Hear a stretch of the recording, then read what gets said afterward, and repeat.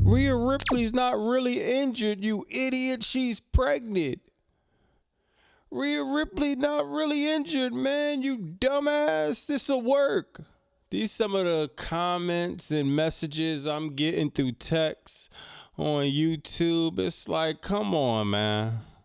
Is she pregnant? Is she really injured? I think she's really injured. If you see how she ran into that wall, I would say Rhea Ripley's really injured. But you got a lot of marks out here on Twitter and these other places on social media that you can't tell these dudes nothing, man. They know more than Paul Levesque. I tell you right now. You got a lot of speculation thinking that Rhea Ripley is pregnant. I don't think that's the case. I could be wrong. I think it's a legit injury, though. You know, if you seen how she ran into the wall, like I just said, she ran into that wall awkwardly, and I believe that she's really injured. Bobby Monsoon 215, like, comment, subscribe. We're gonna get right into Raw. It was a solid show, if you ask me. The crowd was hot, man. That Canada crowd is hot. It's hot, and I would like to see Bret Hart and, you know, just the Hart family in attendance at these WWE shows that is in Canada. Like, man, they were such an important part of the foundation of wrestling, and especially in WWE. And maybe since Vince is gone within the next few years, we could start implementing, you know, even Owen Hart family. Just that Hart Foundation was Stu Hart built in Canada with just a bunch of all the stars that came through. We got to have some representation of the last name on these shows. But Canada was hot, man. Rhea Ripley started off the show from the rip, man. It's like, if y'all seen my short, you know, I was one of the first few people that dropped that news that she's dropping a belt tonight. You know, and I'm not going to let you know who my insider is. You know, all I'm going to say is me and R-Truth, we got the same type of friend. You know, Lil Jimmy was my insider, man. Nah, all seriousness, there's no really insider, though. It's honestly, when you follow all these pages and just a lot of rumors start going up. If you on Twitter, if you in this wrestling sphere, I don't know what the fuck you call it, but rumors started going crazy about Rhea Ripley, and she was gonna vacate the title. And when I hear it, I gotta drop everything and I gotta bring my subscribers, you know what I mean, the news. I've been like this when I had 3 subscribers. Now I got 7, and when I had 7, now I got about 105 subscribers, and I'm always going to keep that same energy. When I have some news that I feel like is imperative and I think that it's something my subscribers want to hear about, I'm definitely going to be reporting on that as fast as possible. Rhea Ripley starts to show off with her arm in a sling. Rhea Ripley, if you watch this, you know that's my favorite female wrestler. It just hurts. You've seen it all in her face. She looks extremely sad, man. Coming off of the biggest WrestleMania of all time, WrestleMania 40. Classic match with Becky Lynch. Last year, she won the title. This has been a historic run for it to end like this. Nah, it hasn't ended. For it to be halted like this is just unfortunate. Nobody wants to see this. Everyone loves Rhea Ripley. And, you know, she had to come out and she said she's coming back for blood. And I thought she would be crying a lot more, but she didn't really. She tougher than me, man. I kind of would have shedded a few tears. Shedded. Is that I don't even know if that's a word or not, but I would have shed a few tears. Because that's an emotional thing, man. You on top of your game and you have to vacate the title. That's the worst way to go, man. She said she's coming back for blood, though, and she's on Liv Morgan top. Believe that. Liv Morgan starts coming out. She's trolling Rhea Ripley. Then you got these security guards who 20 of them can't beat CodyRhodes. 20 of them can't stop Rhea Ripley and Nia Jax when they want to get into it. These are the weakest security guards WWE can find. I know. Hey, WWE, man, come hire me, man. You know how you have big-ass, strong, scary security guards? WWE just has to go the complete opposite with their security guards. You have to be weak. If you could bench press if you can't bench press 135, then you know what I mean, you more likely to sign up. If you can't fucking do a pull up or something like that, great, you're great for the job. Hey, WWE, look at these muscles, man. I go right well with your security team. They can't stop nobody, and they come out and they're holding Liv Morgan back. They're struggling. 10 dudes cannot stop a woman that's about 135 pounds. Great. Of course, they can't stop Rhea Ripley. She has one arm. They still can't stop her. Rhea Ripley winds up headbutting one of the security guards. He sells it pretty good, and that's the end of that segment. Raw started off hot. Unfortunately, I was right with the news that I dropped about Rhea Ripley, but I feel like she'll be back, and she'll be better than ever. And we're going to talk about that a little bit later. Sheamus makes his return back to the ring after 8 months. Sheamus, glad to see him back, you know. Looks like he haven't lost a step. You know, I'm watching closely. I want to see, is there any ring rust? Does he seem a little bit weaker? Does he seem like Sheamus got a certain type of fire in him? I'm looking to see if I seen that fire. He went one-on-one against the Viking Raider Ivar, and Ivar been on the top of his game week in, week out. He's been giving great.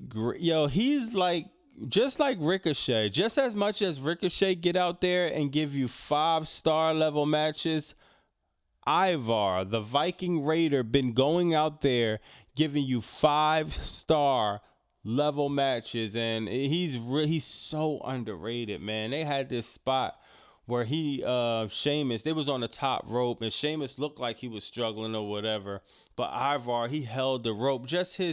See, I look at more than just the character, or just, you know, I never was a wrestler, and I always wanted to be a wrestler, but I just look at certain things wrestlers do, like, I just love seeing, what do you call it? Just awareness in the ring.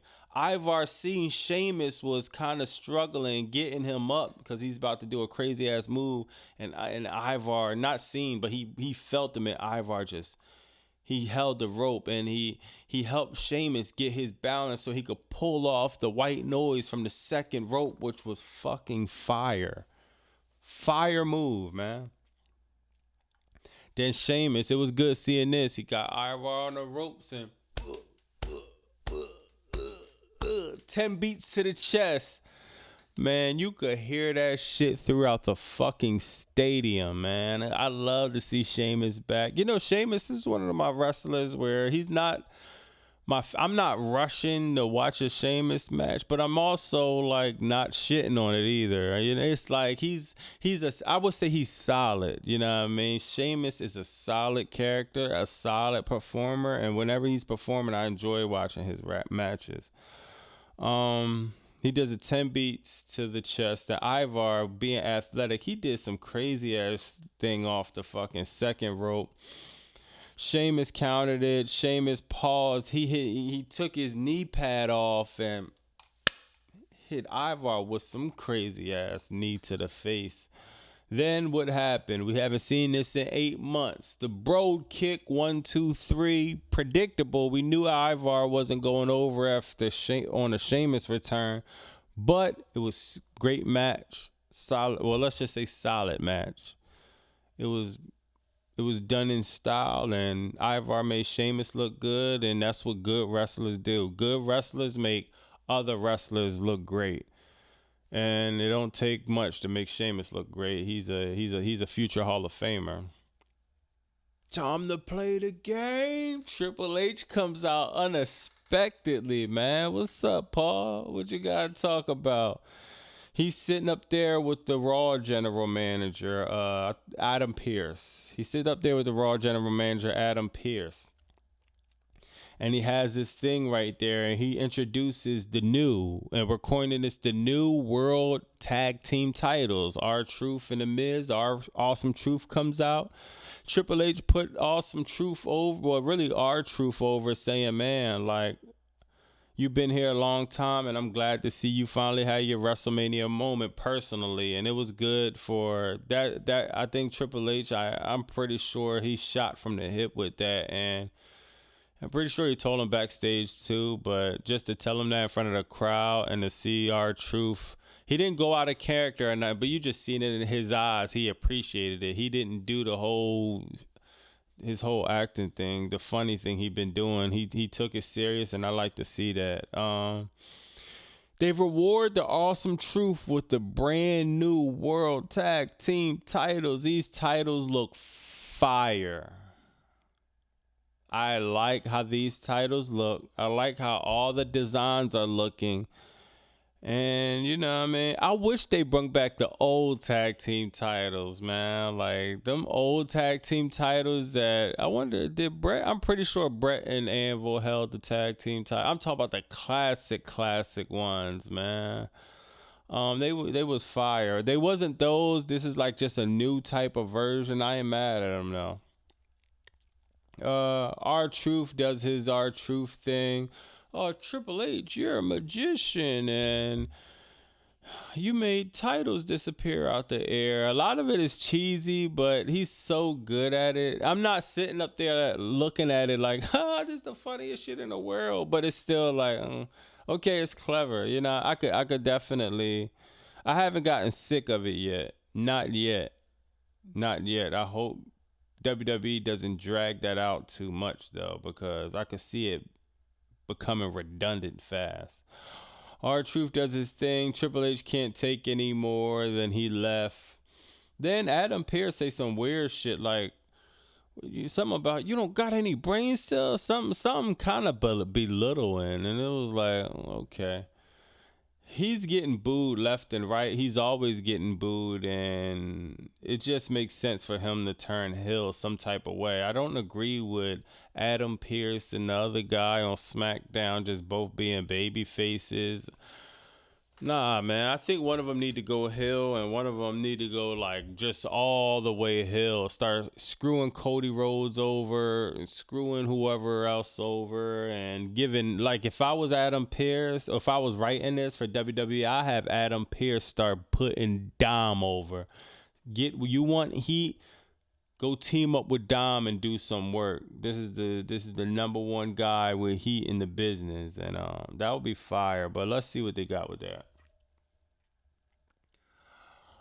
DIY. So he announces that it's going to be a triple threat tag team match, which was a fire match. DIY, New Day, and what the hell is that other team? The Creed Brothers. DIY, New Day, and the Creed Brothers. I like all three of these teams.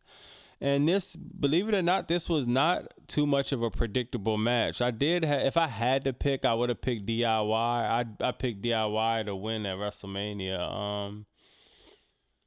This wasn't a predictable match because you got three baby faces, and if whoever was the heel team, if there was a heel team, I would have picked them because Awesome Truth is obviously babyface, but three baby faces I didn't know. If I had to bet, I would have bet DIY, but they have an incredible match. I like this match a lot.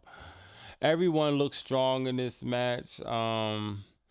Kofi Kingston kicked out of some crazy ass moves, and this is another thing I want to address too. Because y'all know I'm not doing a move for move thing. I'll say the highlights, but I be having some other shit. I be having some bones to pick. DIY doing this whole DX shit is yo, please stop. I'm going to repeat myself. DIY doing the gimmick to where they're acting like Shawn Michaels and Triple H. No.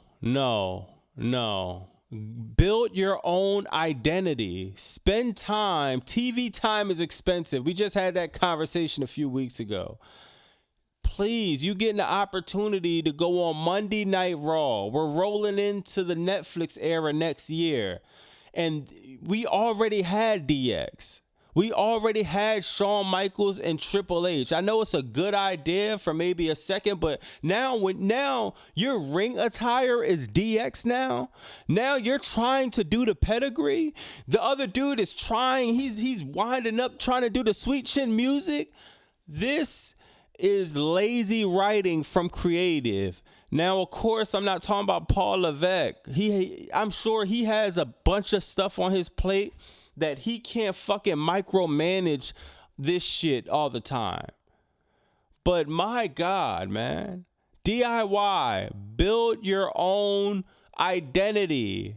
And if it's not y'all pushing it, whoever's the agent, a part of this segment, stop doing that. We don't want DIY to be DX. We want DIY to be DIY. We want DX to be DX. I think that shit is going to get old fast. That shit isn't going to work. And like I say on almost every episode, I've been watching wrestling my whole life. And one thing that I like personally, that I want to see personally in wrestlers and these characters is originality.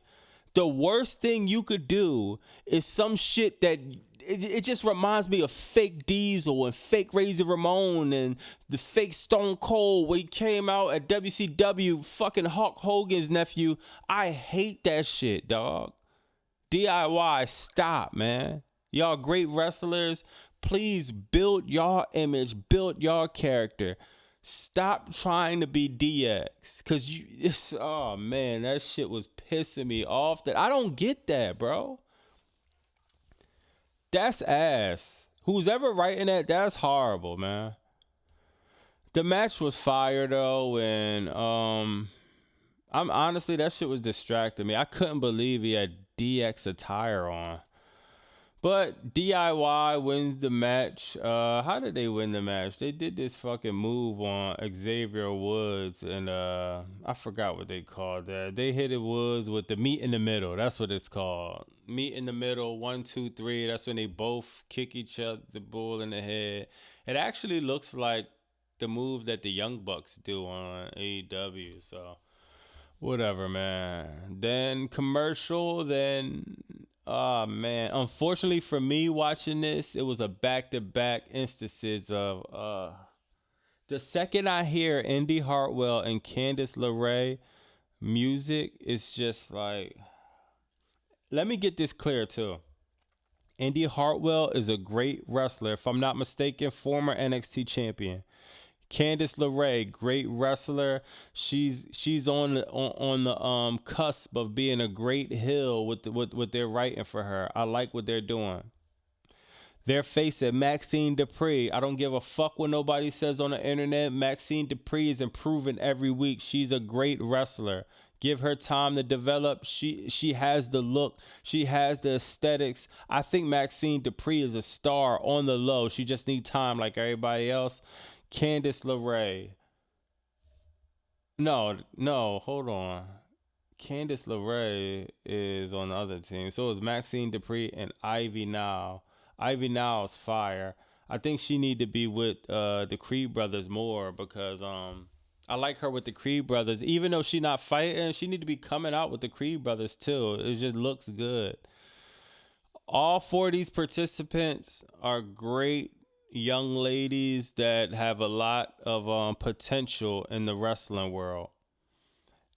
Whoever's a part of WWE Creative writing this story for them, you have to step it up. And I know it's not one person, it's a handful of people. I don't know how many people there are.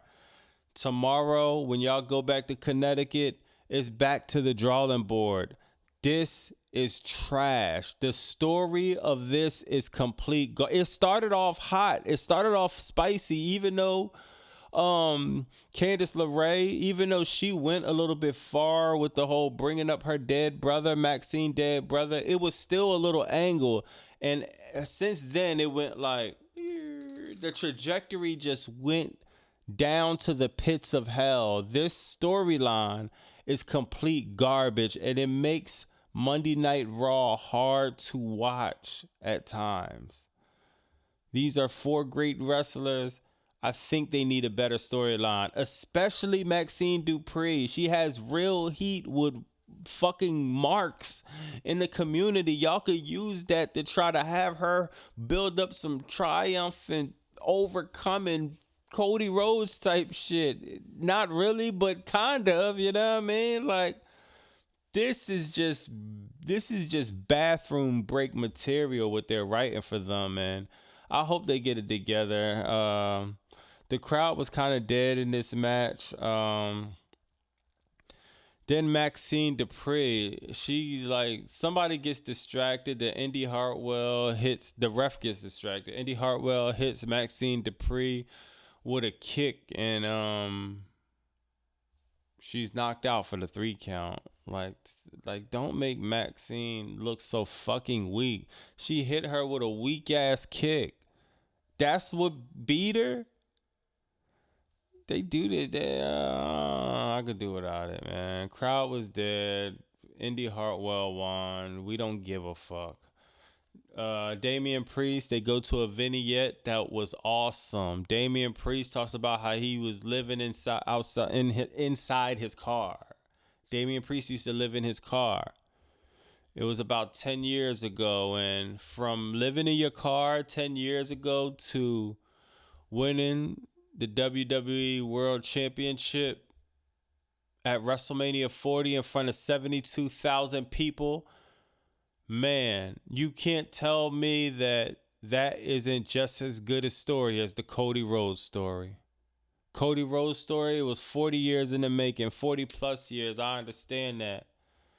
But I'm not sure about too many of y'all, but man, to go from that, to be living out in your car,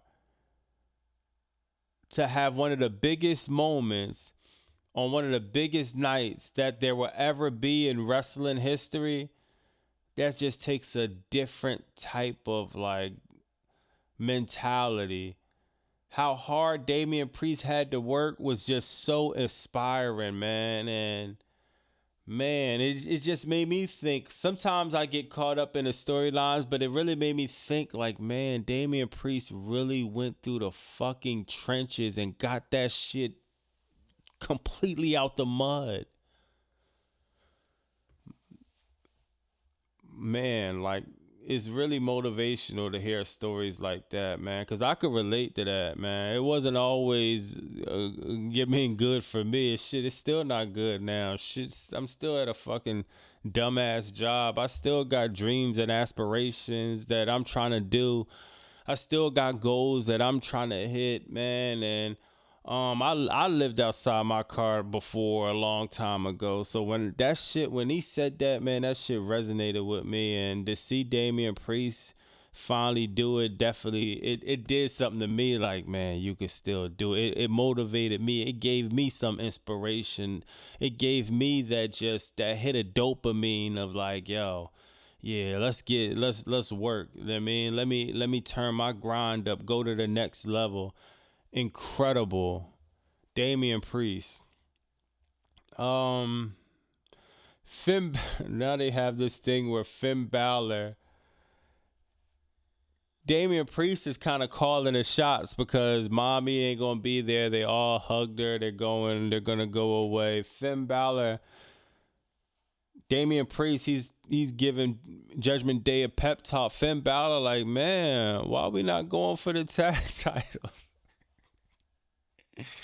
Damian Priest tell him like, yo, man, look, we ain't worried about the tag titles no more, man. Get out there, go fuck Jey Uso up, man, and just stay focused, man. We got the task at hand. Fuck the tag titles. I got what I really wanted, Finn. Got a little boy Finn with incredible acting. In Finn Balor, that's why I can't wait till he leave Judgment Day. Niggas really forgot Finn Balor's one of them boys. Like, he's one of them. And I think they got it caught up with the Judgment Day. And remember Finn Balor when he turned into the Demon? He's part of that group of Kevin Owens, Chad Gable, and back then even Corey Graves, the Four Horsewomen. He's part of that NXT group of of talent that became star. Sami Zayn, Kevin Owens, Finn Balor, part of that group. Don't ever forget that Finn Balor's a star, and his acting was just so on point. He was like, all right, I got it. But it wasn't obvious, but it wasn't not obvious either. He played it perfectly down the middle, man. I can't wait to see what they got in store for Finn Balor. I like that. I like what they're doing. Let me put WWE writing over. Put WWE creative over. Who's ever on that, whoever, whatever group of y'all are on that, I like what y'all doing. So you got Andrade versus Dirty Dom. Andrade's a star. Andrade's a star. I don't know who I like more between him and I can't put him over Santos yet, just because I like Santos Escobar first, and I've been putting him over every chance I get. Andrade's a close second. I can't put him over Santos yet because I just gotta see more. But I like his entrance. I like everything about him. I like how he's big as fuck, just a husky ass bull, but he could jump off the top. Well, he could do shit you don't normally see dudes. It is to his to his mass move, kind of like Ivar, but Ivar is really like huge. He's like muscular, and you would think like the muscular bulls be a little bit stiff sometimes. Not Andrade. He can move, man. Of course, JD interferes, the predictable shit. He tries to help Dominic in the moment, and Andrade, I forgot what Andrade did, but what did Andrade do? Dominic tries it a moment. Oh yeah, then it went to commercial. Oh yeah. So JD interfered, then Dominic, he helped Dominic, so Dominic had the momentum. After the commercial, Andrade, he took back control because, they can never make Dominic strong. You have to like kind of not bury, but you just have to make it hard for Dominic for whatever reason they do that. I do not understand it. Dominic is getting these shots to the chest, but he has this thick ass vest on, so I don't know why Andrade even trying to chop him. Like spots like that, I'm just don't even do it because it doesn't hurt. We all know it doesn't hurt. Dominic's trying to sell it. It looks dumb as fuck. Either rip the shit off his chest or don't chop him in the chest. He has a fucking. Imagine me trying to chop you with a fucking damn near bulletproof vest on. It's like. It looks dumb sometimes when he tries to sell it. So Dominic does this crazy ass version of the power. It's like a power truck. It's like a power driver, but it's like I don't even know what you call it. You could Google that shit, man, or look it up on the highlights. Like, my God. He hit Andrade with this crazy ass power driver on the apron that looked crazy. I mean, I like these spots, but I just I know I sound like a bitch, but I just want him to be careful, man. That shit looked like, man, a fucking inch of any type of hiccup or a misstep. Somebody's career could be ended in a spot like that. So, pulled it off perfectly, though. Then Andrade recovers, hit down with the message. Then he beats Dominic Mysterio. Dominic Mysterio loses every week. He jobs every week. And I don't get it. If we all like to boo Dom, find ways to have us boo Dom more. He's not even winning cheating. They just have him just straight jobbing every week. Like, what the fuck? So then they start jumping Andrade, Judgment Day. Ricochet comes out, and I guess they'll be doing a tag match next week. Ricochet and Andrade versus the Judgment Day. I'm not mad at it. I want to see how Ricochet and Andrade work. I'm pretty sure it'll be great. Another bathroom break. Piper Niven and Chelsea Green versus Kaden Carter and Katana Chance.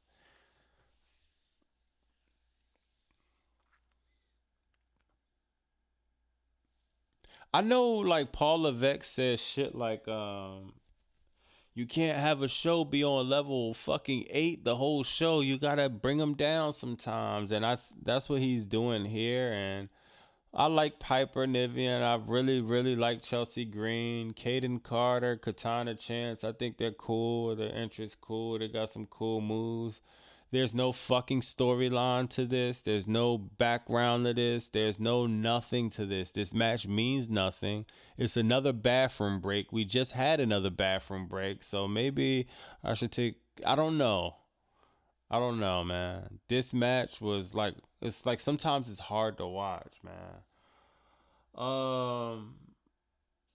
Chelsea Green, Piper wins. Nothing is like literally nothing to say in this match, honestly. Like that shit was horrible, man. Liv Morgan cuts a promo. And as much as I want to say fuck Liv Morgan for hurting Rhea Ripley, she nailed this promo. And I'm like, ooh. She's telling that story. So even though Rhea might be really hurt, might not, who knows, but Liv is telling this story. And sometimes when you telling a story as a wrestler, it's not always going to be what you say. It's not always going to be what you do, as she heard or whatever. Sometimes you could tell a story with your eyes. You know, there's a saying, the eyes are the window to the soul. And when Liv Morgan is looking in that camera, you don't see her almost breaking character, or you don't see her like, you know what I mean? She was like, man, I don't feel bad for her. She did that shit to me. I ain't getting no sympathy. Nah, man, the revenge tour ain't over. And I'm like, damn, as much as I don't want to say it, I like this Liv Morgan, and I wouldn't even be mad to see her with the title, so we could give Rhea Ripley just maybe she could win it back at WrestleMania. I don't want to see Rhea Ripley come back and straight. I want to see her fight and claw for that spot back, and I want to see her go over WrestleMania 41 to regain it back. I think the story writes itself, if you ask me. CodyRhodes continue his victory lap around the world. The crowd goes crazy for CodyRhodes. He thanks Seth Rollins and tells The Rock, oh man, Rock thinks he's going to make me bleed, but one thing, I'm going to make you bleed too. Okay. CodyRhodes, he brings out Jey Uso. It's just me, you. Day one. Yo, let me tell you how I was at WrestleMania. It was so fucking cold at night one. I couldn't even do the Jey Uso thing at night one at WrestleMania, just because that was when that match came on. That was like, I'm like, fuck, I don't know if I could stay this whole event. Of course I stayed. I had to, but it was just like, yo, I'm freezing my ass off, so I had to get something. I think I got some like fries, and I went to the bathroom and put some warm water on my hands. I just wanted something, anything to warm myself up. But I'm saying all that to say I missed the whole. I didn't get a chance to do that, man. So I'm gonna catch Jey Uso at one of these shows when they go in New York, or maybe I'll fly somewhere to Raw one of these days, and I gotta get my shit on like Pat McAfee be doing, man. I'm sick I ain't get to do that, man. So man, Jey Uso, since Roman out right now, Jey Uso might have the best entrance right now. It's just, oh man, it's just so fire, man. So he thanks Jey Uso, and he's like, man, you helped me. So, you know, the Judgment Day, they're going to try to jump you. I'm going to help you. And he say, yo, nah, I don't need your help. Then, excuse me. Then CodyRhodes says, until we yeet again. And that was a nice little playoff words. And so next we got Jey Uso versus Finn Balor. It's going to be a good match. Finn Balor attacks Jey Uso from behind. And Finn Balor. Now, these wasn't the Andrade and Dirty Dom spots. These chops that Finn Balor was giving Jey Uso, man, you heard that shit ricochet, no pun intended, throughout the building. Was trying to fucking chop the tattoo off of Jimmy Uso chest. Ooh, I know that shit had to burn, man. Like, he was chopping the fuck out of Jey Uso, man.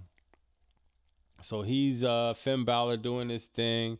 They going back and forth, commercial. Then they go back and forth again. Nothing too crazy going on. Jay is getting beat up, so you know he's about to have the momentum about to switch. He about to come back. Then he winds up spearing Finn Balor. Does the Uso splash. He wins. Who comes out? The Bull come out. Damian come out. Damian Priest comes out with the title, just grilling Jey Uso. Jey Uso's looking at the title. Then JD, Dominic, Finn, they all start jumping Finn Balor. Now, once again, shout out Lee Fitting. Man, the production. So I don't know why they had it written it like this, but they got Jimmy Uso beating up JD, Dominic, and Finn. He fought off 3 very strong wrestlers, heels. I don't know why WWE does this, but he fought them off. Damian Priest didn't really move. He just watched it all happen. But he fights them off, then he starts to go in the crowd.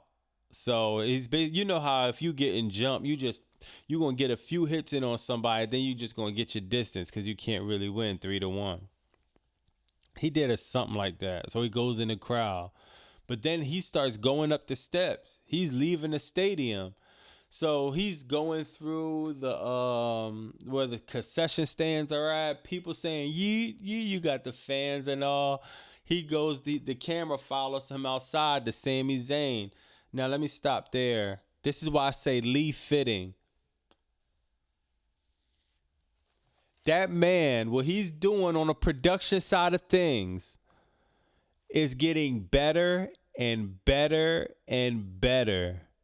Kevin Dunn, he did great things the past 30, 35 years in the WWE, but we needed this Lee Fitting work for the new era. Just for the new feeling, for the new vibe. Yo, this is incredible, man. Especially for marks like me. It's like I love seeing backstage. I love to it makes you feel like kind of you're a wrestler. You know what I mean? I just went backstage. I don't know. It just gives you a different view. Remember, man, wrestling fans, whether they know it or not, we love originality. Lee Fitting is bringing a level of originality to the production we haven't seen in probably ever. So he runs into Sami Zayn. The crowd is fucking going nuts for Sami Zayn, man. They love Sami Zayn. You would have thought his last name was Hart. So he tells them how he used to be at this. His first wrestling event was at that building. Then he goes in the building and people in the back, just at the concession stands, like I said, the fans is, yo, Sami Zayn, yo, the fans are going fucking nuts. So he has the entrance where he comes out through the crowd. The fans going crazy, man. He takes somebody fucking Canadian flag, puts it on him, walking down the stadium. This shit was fire. Security people had to come through and kind of get people to like offer Sami Zayn. The crowd was losing their shit, man. This was such a good visual. I want to watch this back. Sami Zayn was over like fuck tonight, man. Seriously. So he has the match, Sami Zayn versus Chad Gable.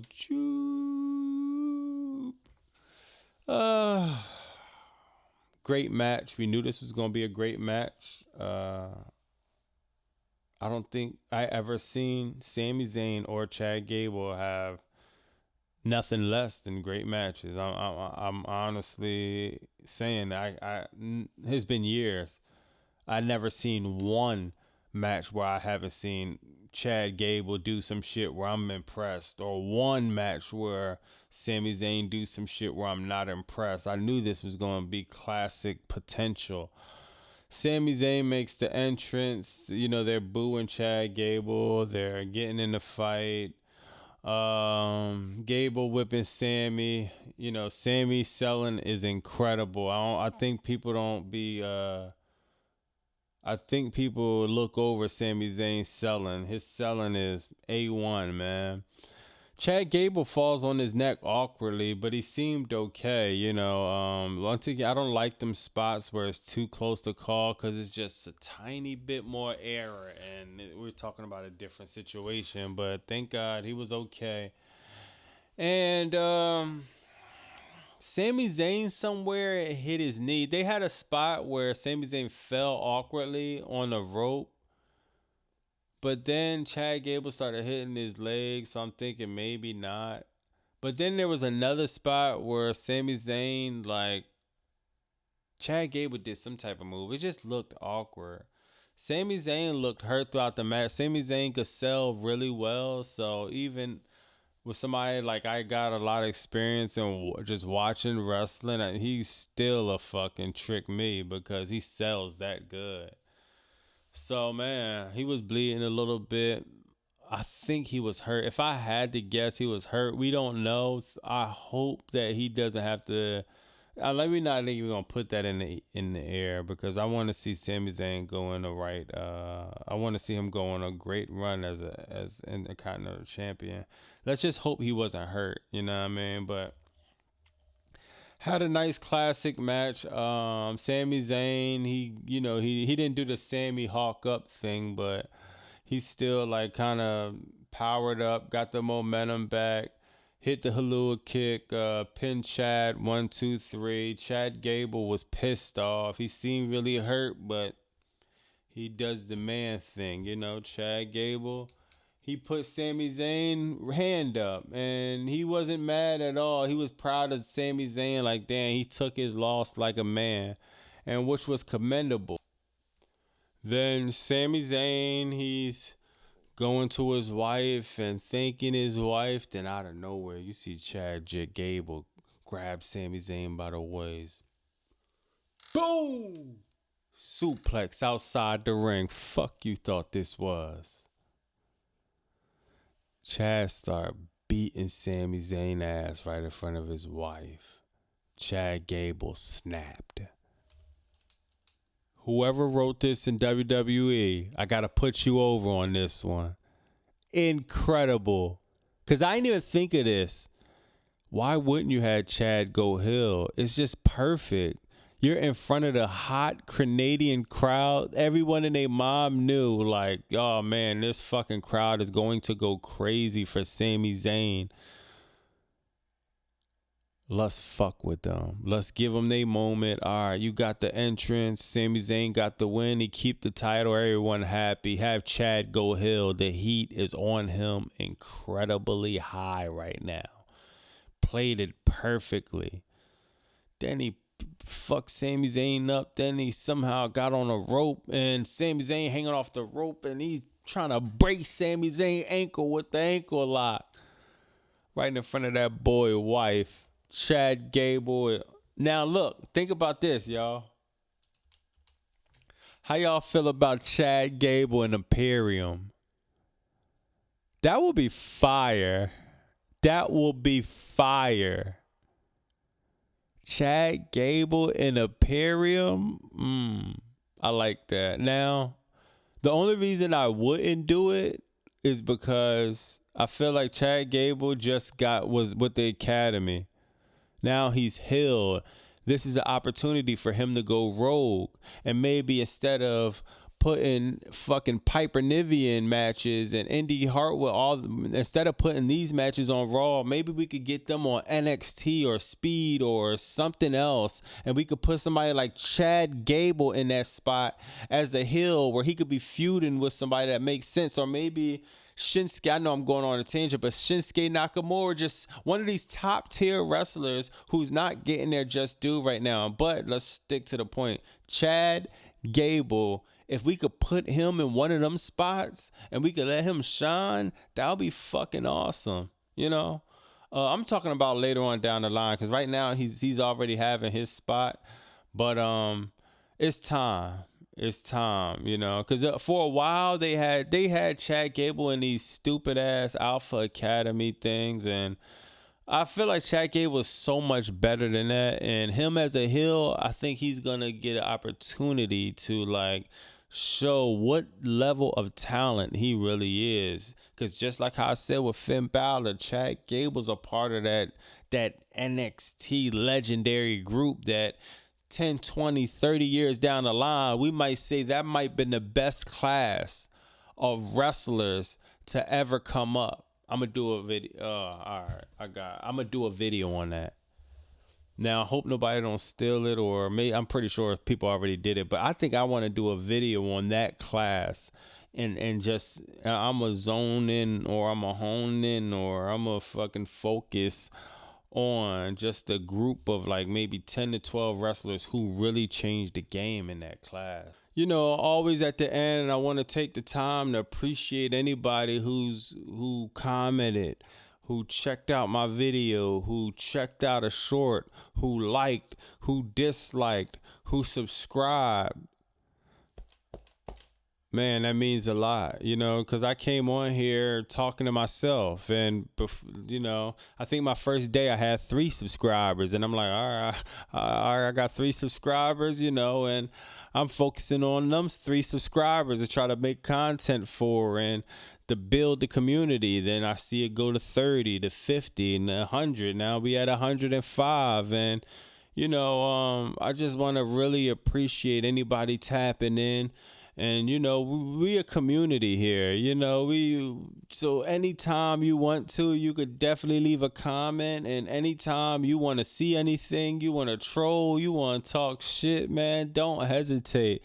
You know, I'm replying to everything. So you want to get a response out of me, go under that comment section, and that shit coming right to my phone. I'm right back at you, man. I want to salute everybody. We tapped in. I'm going to see y'all Friday for that SmackDown. I'm going to have some breaking news throughout the week as it comes. And